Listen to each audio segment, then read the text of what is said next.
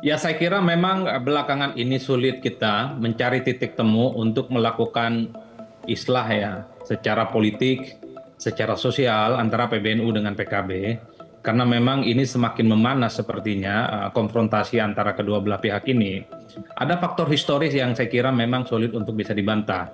Kan publik melihat Gus Yahya ini adalah bagian dari Gus Durian, yang ini adalah konotasi bagi loyalis-loyalis Gus Dur yang memang sepertinya sejak lama memiliki irisan politik yang berbeda dengan Muhaimin Iskandar. Ini dikaitkan dengan bagaimana Gus Dur dulu tersingkir posisinya di PKB dengan Muhaimin Iskandar. Per hari ini, kalau kita men-tracking satu persatu setelah Gus Yahya jadi ketua umum PBNU, memang statement-statement politiknya itu terkesan menunjukkan ada hubungan yang tidak harmonis dengan PBNU. Misalnya saat itu ketika jadi ketua umum, pertama kali Gus Yahya mengatakan bahwa PBNU itu tidak bisa diklaim hanya menjadi salah satu partai politik tertentu. PBNU itu tidak berafiliasi dengan salah satu partai politik yang selama ini selalu diuntungkan dengan mengkapitalisasi posisi NU. Itu kan sebenarnya mengarah kepada bagaimana personifikasi politik PKB yang selalu mengamplifikasi sebagai partai yang menjadi tempat berlabuhnya Nahdlin ya. Nah, yang kedua Iya. tentu dalam konteks Pilpres Mas Egan, kita tidak bisa membantah ketika PKB memutuskan untuk berkoalisi dengan Anies mengusung pasangan Amin, memang sikap kawan-kawan PBNU itu agak berbeda, yang cenderung memang menunjukkan gestur yang berbeda secara diametral. Karena kita tahu bahwa masih banyak irisan-irisan yang tidak ada titik temu, terutama teman-teman PBNU dengan Anies Baswedan yang dianggap memiliki irisan keislaman agak kanan ya. Jadi dari situlah kemudian merunjing pasca Pilpres juga muncul, terutama ketika kita melihat kisruh penanganan persoalan haji, ketika muncul pansus, maka disitulah kemudian saya lihat sebagai titik kulminasi di mana hubungan antara PBNU dan PKB semakin memanas ya. Jadi pernyataan-pernyataan yang muncul belakangan ini, baik dari segi kawan-kawan PBNU, dari segi teman-teman PKB, dalam konteks itu saya rumit ya membaca ada komunikasi yang kemudian akan bisa mempertemukan keduanya dalam konteks bagaimana terjadi perdamaian dalam tanda kutip ya, narasi politik yang saya kira sudah semakin memanas. Apalagi kawan-kawan PKB juga menuduh bahwa ya NU sebenarnya tak perlu ikut campur apa yang terjadi pada PKB. Sementara pada saat yang bersamaan kawan-kawan PBNU mengakui PKB ini sudah menjauhi dari faksun politik yang selama ini digariskan oleh NU, di mana NU itu dibuat untuk bangsa dan negara, bukan hanya untuk kelompok tertentu. Jadi narasi-narasi ini yang saya kira, Mas Egan, bagi Iya. saya sulit ya untuk kita menangkap bahwa dalam waktu dekat akan terjadi islah politik. Jadi very complicated persoalannya, yang saya kira ke depan ini akan semakin mengeras. Awal PKB menyadari hubungan historis antara PKB dan NU, dan kami tidak pernah mempermasalahkan jika PBNU posisinya berjarak dengan seluruh partai politik termasuk PKB. Meskipun faktanya Gus Yahya, Gus Ipul itu sering menggembosi PKB. Yang kedua, bahwa PKB bukan badan otonom PBNU. PKB berdaulat menjalankan undang-undang partai politik, Undang-Undang 11 nomor 2000, Undang-Undang nomor 2 tahun 2011. Sedangkan NU berjalan dengan Undang-Undang Ormas.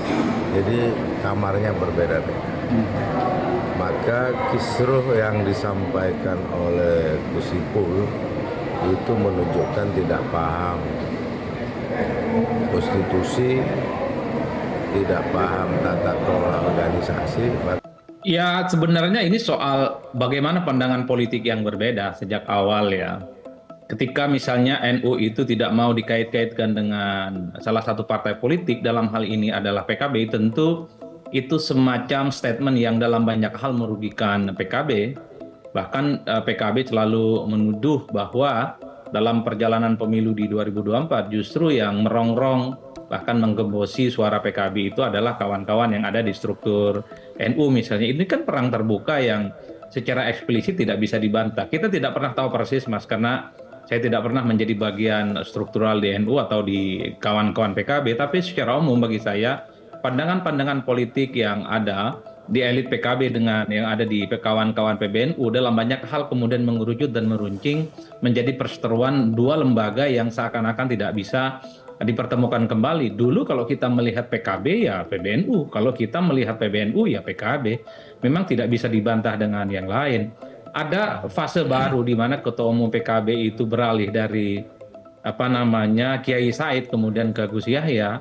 Hubungan antara PBNU dengan PKB memang sangat tidak harmonis, itu sangat kelihatan sekali. Titik kulminasinya tentu setelah adanya pansus haji yang bergulir di DPR. Ini kan seakan-akan memang dalam tanda kutip gitu ya, ingin membuka aurat yang juga menjadi bagian dari Nahdlatul Ulama. Dalam hal ini adalah Menteri Agama yang juga notabene-nya adalah adiknya Ketua Umum PBNU. Jadi dalam konteks ini yang saya kemudian baca, makanya kawan-kawan PBNU secara perlahan juga mulai memunculkan delegitimasi kepada Muhaimin Iskandar bahwa ya PKB itu bukan hanya untuk salah satu orang, bukan partai politik yang kemudian turun-temurun, tapi dibuat untuk bangsa dan negara. Termasuk pernyataan Bang Lukman dalam banyak hal, misalnya memberikan satu statement di mana kepengurusan PKB di bawah Caimin misalnya itu dalam banyak hal kan disorot dan seterusnya dan seterusnya. Bagi saya ini kan menjadi kayu bakar politik di mana memang hubungan antara PBNU secara struktural dengan PKB secara struktural dalam hal ini pada titik didih yang saya kira memang dalam hal tertentu ini sangat merugikan keduanya apapun judulnya. Saya sebagai warga Nahdliyin tentu tidak mau terus-menerus PKB dan PBNU ini selalu perang terbuka. Karena dalam perang itu kan tak ada yang menang, siapapun yang menang pasti akan jadi abu. Kan kira-kira begitu Mas. Jadi sebagai warga Nahdliyin memang harus segera disudahi bagaimana titik temu antara keduanya. Tapi yang jelas memang kalau melihat anatomi perang-perangan yang muncul belakangan ini, saya kira saya belum menemukan satu formulasi di mana PBNU dan PKB akan berdamai. Nah, ini sudah menjadi konflik yang saya kira melembaga. Bukan hanya person to person, bukan hanya persoalan individual, tapi menyangkut PKB secara institusi, juga menyangkut PBNU juga secara institusi. Makanya yang speak up itu adalah mereka yang selama ini kita kenal sebagai elit-elit di pengurus PBNU dan elit-elit PKB. Ini soal bagaimana kedua lembaga ini satu sama yang lain menjaga marwah, menjaga gengsi, dan tentu menjaga eksistensinya supaya tidak dirongrong oleh pihak yang lain. Saya kira di situ konteksnya Mas Egan.